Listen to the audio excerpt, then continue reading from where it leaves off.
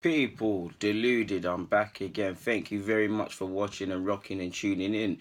We know we're in the real meat of the transfer window now, but it's still speculation on the Arsenal front in regards to many targets.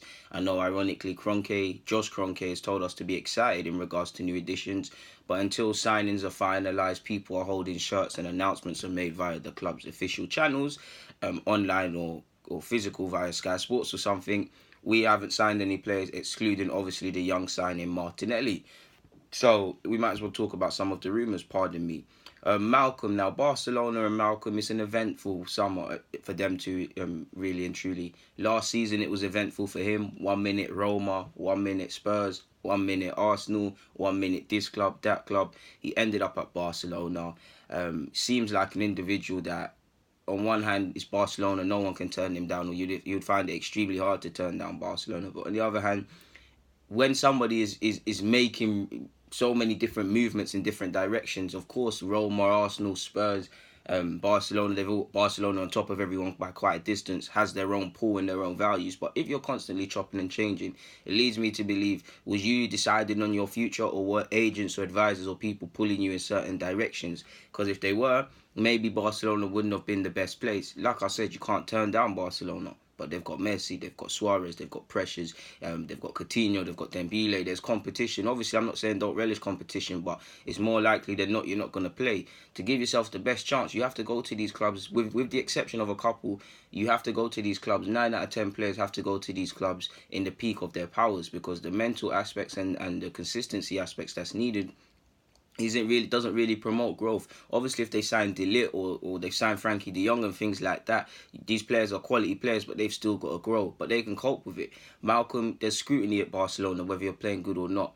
There's a lot of conflicting reports. Apparently, Barcelona wants 60 million euros, so that's probably around 50 something, and some saying he can go out on loan and whatnot. His agent is kind of pressing his future, and he's allegedly, based on reports, Malcolm has said he wants to go and play football somewhere. Obviously, there's talk of Neymar returning to Barcelona, and it still seems the wheels are in motion in regards to that, people, because he's out. He's officially said, I want to leave and things like that. It's going to be a long, drawn-out process. It's not going to happen overnight, but that one seems to be building. Only a certain amount of players can play, and Malcolm faces the prospect of being marginalised even more. Everton and Spurs have been two clubs tracking him in the last few months. Arsenal have held interest. Apparently, we haven't made a bid. Barcelona don't expect us to make a bid. So maybe in regards to Arsenal and Malcolm, this chapter is closed. Obviously, Malcolm could potentially be a plan B. That is some of the rumours we see. If we can't get Zaha, there's obviously Everton, there's obviously Malcolm. I would take Malcolm. Maybe it's in our interest, along with an obligation to buy, see how he plays, and things like that. Potentially save money elsewhere, because if you look at Kroenke's comment, he said we've got Champions League wages with a Europa League budget. So if we could save money somewhere and invest it elsewhere and be smart around that, then cool. Everton did seem like they were on the aggressive in regards to getting him. Spurs, it looks like they've got their attentions elsewhere, between trying to sort out the futures of Toby Alderweireld, Danny Rose and Kieran Trippier, to be fair with you. So we'll see how these ones develop, people. But in regards to Arsenal and Malcolm, probably that case is closed. In regards to Dani Ceballos, I actually made a video about this in my lunch break, but I was holding the camera kind of stupidly, so I have to edit it and make it rotate. But of course, I would welcome the signing of Dani Ceballos. Now, it is in a loan period, a loan basis. Us and Spurs allegedly fighting for his signature, and it looks like we've made the move. Emery played coy in his recent press conference in America. He said, I don't want to speak about Ceballos, but he's a good player. That could be something, that could be nothing on one hand. On the other hand, after the Under-21s Championships by Ceballos, you saw him posting up in London. That could just be an honest holiday. London has a lot of attractions as a city, or he could have been in talks with Spurs or Arsenal, whatever. Apparently, Arsenal have formally requested a loan deal for Ceballos. The player likes the idea, but allegedly a definite decision hasn't been made. But sounds a bit conflicting, people, because if you look at this report, that was by someone called Sergio Valente. Marca has reported that apparently Real Madrid want to wrap this up very quickly. The terms of the deal are crystal clear. The player likes the club in the Arsenal and the city in London. He admires Emery, who has been pushing to sign him. The only thing lacking, what Marca says, is Real Madrid to dot the I's and cross the T's and finalise his loan move. It's a loan with an option to buy. And I mean, I'm sure Barcelona, I keep saying Barcelona, Real Madrid have been undecided with Ceballos because on one hand they probably felt he's not reaching potential. On the other hand, there's some untapped growth. In a year or two, he could be there. The under-21s probably tipped the balance of any pessimistic people in regards to the coaching staff and the hierarchy in regards to his ability. Going on loan is probably the best for him. From a sporting point, he'll get games, he'll feel important again. If he goes to Spurs, he's playing under Pochettino, he can improve him. Playing in the Champions League, he comes to us. Emre showed intent to get him, so he's got faith, the manager's faith. He's more likely to play, he'd feel comfortable in the city. We've got Spanish speakers. Come here, play your football for a year. Get back to being the Dani Ceballos of Real Betis and Spanish youth level. Score your goals, make the difference. Your value goes up. So if Madrid do want to sell him in a year's time, because I don't know what happens in regards to their transfer policy, they're going to get top dollar for him because he'll be playing games. If not, they get a more confident player with a bit more consistency to come back and better push for a shot in the first team of sorts. So yeah, apparently it suits all parties. Another report's gone on to say it doesn't include a purchase option. It's a formula that sorts all parties. The player's environment stays the same and no decision is made one way or another. Now, that one really doesn't make sense. Maybe it got lost in translation, but you can see how it suits all parties. Arsenal, we get some creative players that can kind of help us in regards to what we need to do next season, getting back in the Champions League and possibly winning Europa League and all of these sort of things in cup competitions. Real Madrid get game time for one of their young players and can deal with people for this season at least within the short term. And obviously, I've said 3, right? So yeah, it's a good move. Apparently, Sport Blind has said that Spurs, City, and Arsenal have made offers to Dani Alves. Apparently, Alves wants to join Arsenal. Some of the reports you've seen, whether that's actually true or not, is something completely different. But his wages for the 36-year-old doesn't make it possible, in my opinion. I do actually think City will go out and grab him, to be fair with you, because Alves and Manchester City, he almost guaranteed to win a trophy, another trophy of sorts, playing under Pep Guardiola and whatnot. So why not, man, really and truly.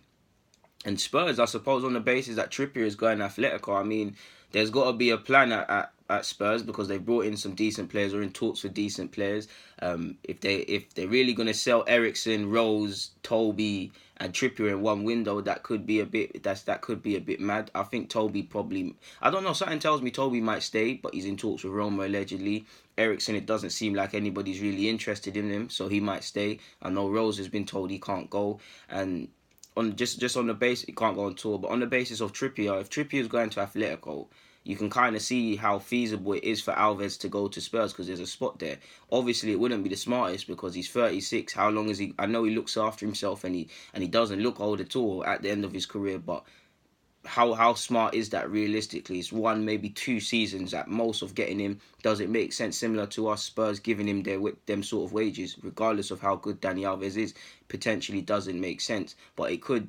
If, like I said, I mentioned all them other names for a reason. If they're really trying to get these players out and do several things, there's not much. There's a lot of time in the market left, but there's not much time. So they could potentially get Alves for a year, deal with the other areas with the other players that I said are leaving, and deal with that maybe between Alves and Kyle Walker-Peters. Admittedly, if I was a Spurs fan, I'd want another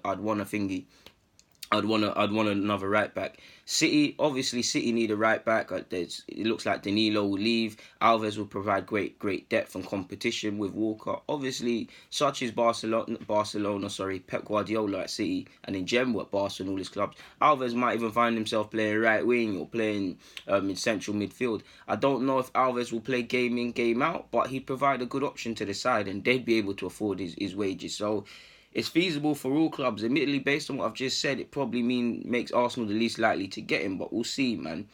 Moving on a bit, in regards to Saliba and Arsenal Spurs, it very much I'm assuming basically on the reports I'm personally seeing, much like you lot, is that it's going to come down to the player's preference. Apparently he prefers us, so we'll see how that one goes.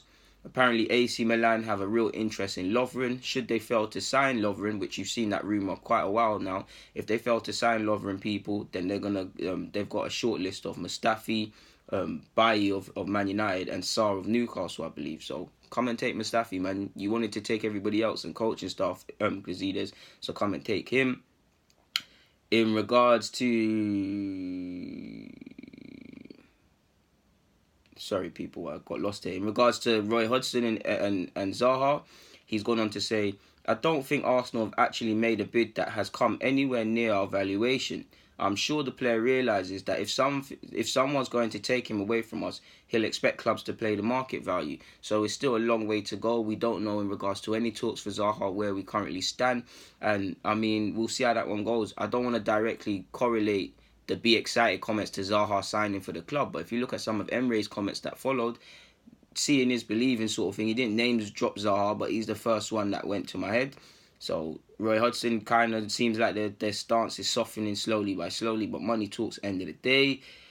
Finally, people, in regards to Xhaka, what am I talking about? That's for another vid, sorry. In regards to Kieran Tierney, Neil Lennon, the Celtic gaffer, has said maybe he's thinking about taking his career onto a new challenge. Whether he progresses is a different argument, but it's a huge decision.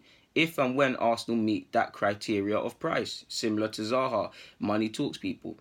We're at the 20 plus stage and it has been rejected out of our hand. It's up to Arsenal or anyone else to reach our valuation of Kieran Tierney. It's not a problem for me. The other thing is he is not fit. He's away doing rehab with physios. Would this be a factor? I wouldn't have thought so. He would pass a medical. It is one of those sorts of ongoing conditions that causes discomfort, and he was in a lot of discomfort towards the end of the season to the point where he was struggling to get out of bed. It's a question of trying to let that settle. He's back on the grass now, which is a good sign. I'd like to think in about 2 or 3 weeks he'll be back. Maybe not playing, but we'll be back in full training anyway. So that shows you if we do get Kieran Tierney, he's not going to play against Newcastle. And in regards to that ongoing injury, I'd like to see Arsenal try and help him get over that if Celtic haven't already. But it does. Neil Lennon and Roy Hodgson, they appear to first and foremost want to keep their players because it will help them in their causes, but they're open to leave him. But the biggest factor is money talks. If the money's not put on the table, then there's not really any need to be speaking about several of these things, people. On that note, there's not really anything else to add, so I'm not going to be here any longer, people. Let me get out of here. I respect you lot's time. You've got things to do. So, people, Deluded. I'm out. YouTube's N'Golo Kante and all of them things. Subscribe, like up the vid, comment. I'm out.